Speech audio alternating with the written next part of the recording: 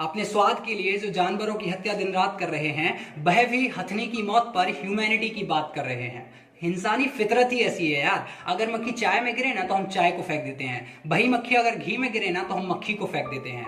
यार माना कि हथनी की मौत पर सबको दुख है और होना भी चाहिए, मानवता की निशानी है कि किसी जीव को दुख होता है तो हमें कष्ट होना चाहिए। पर यार तुम कौन सा नेक काम कर रहे हो? कल के दिन जब तुम केएफसी में जाओगे या मैकडोनल्ड में जाओगे और वहां chicken fry, chicken leg piece order करोगे या कोई नॉनवेज डिश ऑर्डर करोगे, भाई मुझे नाम नहीं पता, चल तू कुछ भी ऑर्डर करेगा, तो तुझे क्या लगता है वो भोजन के रूप में जो तेरे सामने चिकन लेग पीस आ रहा है या कुछ भी आ रहा है, क्या वो आसमान से टपका है? क्या उसको बनाते वक्त किसी जीव को नहीं काटा होगा, किसी प्राणी को, किसी जानवर को नहीं काटा गया होगा? क्या वहां मुर्गा, मुर्गी या फिर वो बकरी, वह किसी की माँ बाप नहीं होंगे? क्या उनको तकलीफ नहीं हुई होगी? क्या जब उनपे सीधी आरी चला दी जाती है या फिर सीधा उनको आग में धकेल दिया जाता है पकाने के लिए, क्या उसको तकलीफ नहीं होती?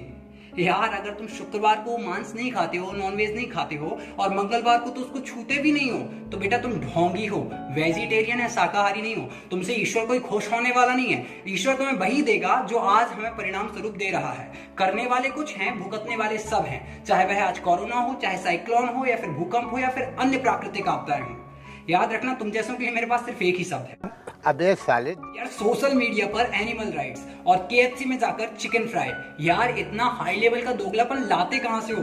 अगर मुझे सबसे ज्यादा दुख किसी चीज का है ना तो वो हथनी के मरने का नहीं है, उससे भी ज्यादा दुख या तकलीफ है तो वो मरने का है हमारी इंसानियत का, जो मर चुकी है पूरे तरीके से। क्योंकि जब हमें गलती दिखती है सामने वाले की तो हम बन जाते हैं जज और दे देते हैं पूरे निर्णय कि साले को फांसी दो, उसके साथ ऐसा करो, उसके साथ वैसा करो। लेकिन गलती जब हमें खुद की दिखती है ना तो हम देने लगते हैं तर्क और बन जाते हैं वकील, क्योंकि हमें खुद की गलतियां नहीं दिखती, हमें दिखती हैं सिर्फ सामने वाले की गलतियां। यार थोड़ी सी परिभाषाएं बदल देने से सच्चाई नहीं बदल जाएगी। हम जो इंसान है ना, हम पहले भी पशु थे, आज भी पशु हैं और कल भी पशु रहेंगे। बस अपनी पशुता छिपाने के लिए हमने उनको जानवरों का नाम दे दिया, उनके घरों को, उनके जंगलों को, उनकी गुफाओं को, उनके पहाड़ों को, उनके घोंसलों को उजाड़ दिया और फिर कब्जा करके बैठ गए उनके घरों में। और कल के दिन जब वो मदद मांगने के लिए हमारे पास आए तो हमने केरल जैसी घटनाएं उनको उपहार में दे दी।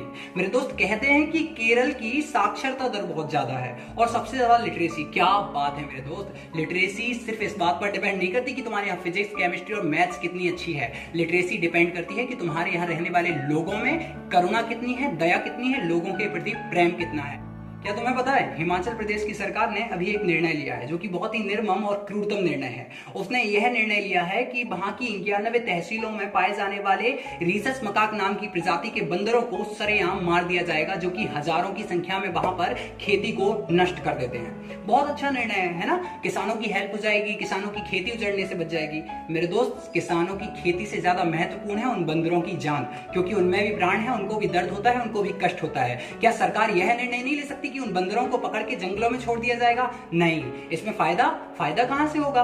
सरकार को तो पैसा खाना है ना कहीं से छोटे छोटे आइडिया आएंगे, कहीं ना कहीं से नीची सोच का कोई ना कोई फायदा निकल करके आएगा, उसी से तो सरकार का फायदा होगा। अरे यार सीधी सी बात है, उस हथनी की तरफ से और उसकी कोख में पल रहे उस मासूम से, बेकसूर से बच्चे की तरफ से तुमसे कहना चाहता हूं कि हरकतें तुम्हारी ऐसी हैं, तुम शैतान हो क्या? अरे हमें जानवर कहने वालों, तुम इंसान हो क्या? अगर इस पूरे घटनाक्रम से अगर तुम्हें थोड़ी सी भी दया आई है ना, और अगर तुम्हारे मन में थोड़ा सा भी ये विचार आया है ना कि यार सच में प्राणियों की रक्षा होनी चाहिए, हर किसी में प्राण होते हैं, उनको भी दर्द होता है, तो प्लीज अपनी थाली में आने वाले नॉनवेज को पहले बंद कर देना, उसके बाद बड़ी बड़ी बातें करना, उसके बाद सोशल मीडिया पर बड़े बड़ा ज्ञान बांटना। वरना ऐसा मत करना कि केएफसी में जाकर चिकन फ्राई और सोशल मीडिया में आकर एनिमल राइट्स की बात करना पड़े। अपना ध्यान रखिए। जय हिंद, जय भारत।